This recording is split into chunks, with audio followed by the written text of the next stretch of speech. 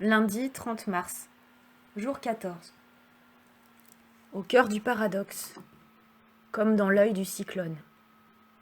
J'ai déjà goûté au confinement, par procuration. J'avais 22 ans. Mon père était en prison. J'ai commencé par m'interdire de vivre, d'être heureuse, de me sentir libre, par loyauté.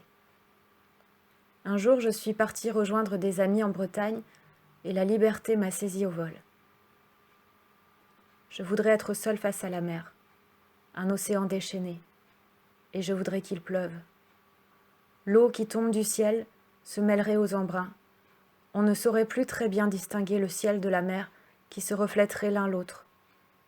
Je voudrais être seule dans ce décor. Alors, je penserai à toi, très fort, comme je n'ose pas le faire ici.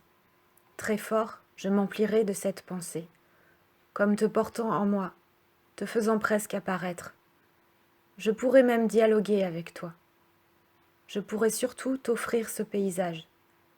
Je pourrais pleurer, je pourrais hurler, exprimer ce que je retiens en moi de désespoir et de colère, parce que je t'aime, parce que je ne supporte plus cette idée, parce que je n'arrive plus à oublier. Toi avant, toi pendant, toi après, parce que je trouve ce bonheur odieux à pousser ainsi comme une petite fleur dans les ordures, nourrie de débris. Je voudrais être seule face à la mer aussi déchaînée que l'ouragan qui me broie les tripes.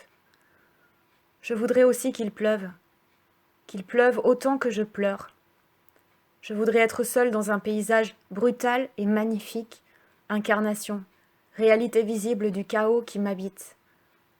Je voudrais vivre cet intermède de violence, pour me délester un moment du poids qui comprime ma volonté, parce que c'est devenu trop difficile de maîtriser ce monstre hideux qui me dévore, qu'il redevient sauvage, parce que je n'ai plus la force, parce que je n'en peux plus.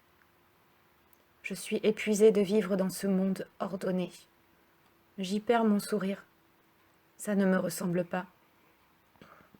Je voudrais avoir mal, et ici tout est tellement confortable que ça ne peut me blesser. Alors, c'est pire, ça m'anéantit.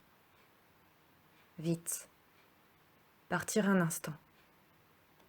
Exister. Je voudrais être seule face à la mer. Qu'elle m'engloutisse. Qu'elle me digère. Qu'elle me lave.